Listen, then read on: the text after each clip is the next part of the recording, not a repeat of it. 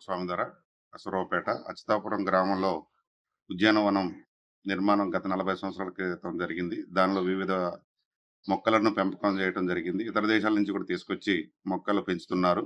దానిలో భాగంగా అడవిలో ఉన్నటువంటి చెట్లను కూడా ఇక్కడ పెంచుతున్న క్రమంలో ఇటీవల ఒక 35 చెట్లు టేకు చెట్లు అపహరణకు గురైనాయి, నరికాయని వార్తల్లో వస్తున్నాయి. దాంట్లో ఉద్యోగం చేస్తున్నటువంటి అధికారులు కానీ లేదా ఎవరా అనేది కూడా స్పష్టత లేకపోవటం చాలా దురదృష్టకరం.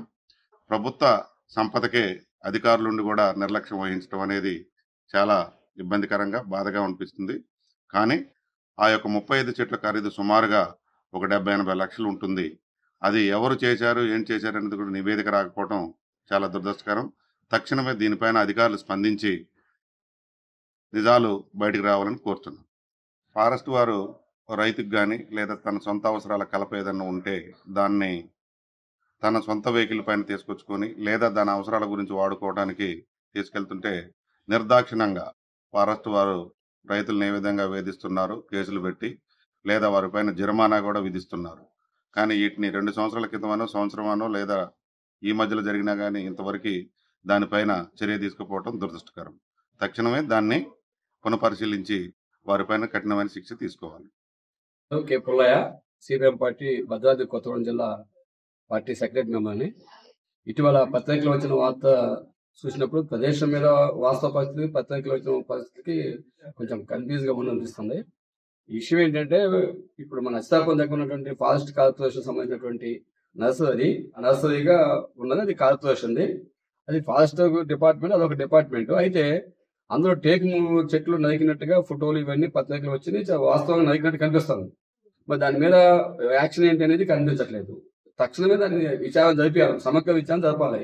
అది నిన్న మొన్న నరికినాయి, ఈ మధ్య కాలం నరికినాయా, గతంలో అప్పుడు నరికినాయా, ఒక సంవత్సరం క్రితం నరికినట్టు కూడా కొన్ని కనిపిస్తుంది. ఈ మధ్య వాళ్ళు ఎవరు ఒకరిద్దరు బయట చేసిన ఉద్దేశంతో అక్కడ పనిచేసే వాళ్ళు తీసేయడం వల్ల ఉపయోగం లేదు.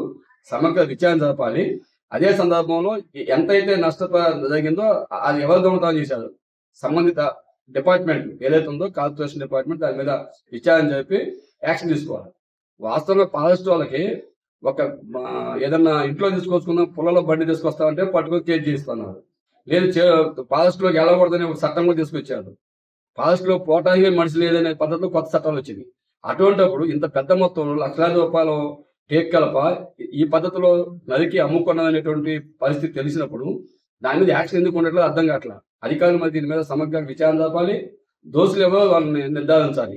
అటువంటిప్పుడు ఇంత పెద్ద మొత్తం మీద లక్షలాది రూపాయలు టేక్ కలప మాయమైంది, అమ్ముకున్నారు, నరికి అమ్మేసి అని చెప్తున్నారు. అది ఇప్పుడు నరికినా, అంతకుముందు నరికినా, ఇప్పుడు నరికినా మొత్తం మీద అయితే ఆ టేక్ కలపను మొత్తానికి అమ్మినారు, అది అడ్రస్ లేదు అనేటువంటి పరిస్థితిలో కనిపిస్తుంది. సమగ్ర విచారణ జరిపించి వాళ్ళ మీద యాక్షన్ తీసుకోవాల్సి సిపిఎం పార్టీ తరఫున భద్రాద్రి కొత్తగూడెం జిల్లా సిపిఎం పార్టీ జిల్లా సెక్రటరీ మెంబర్గా నేను ప్రభుత్వాన్ని, సంబంధిత ఫారెస్ట్ డిపార్ట్మెంట్ ని డిమాండ్ చేస్తున్నాను. మరిన్ని వీడియోస్ కోసం ఛానల్ ని సబ్స్క్రైబ్ చేయండి. లేటెస్ట్ అప్డేట్స్ కోసం వాట్సాప్ ఛానల్ ని ఫాలో అవ్వండి. ఆ లింక్ డిస్క్రిప్షన్ లో ఉంది.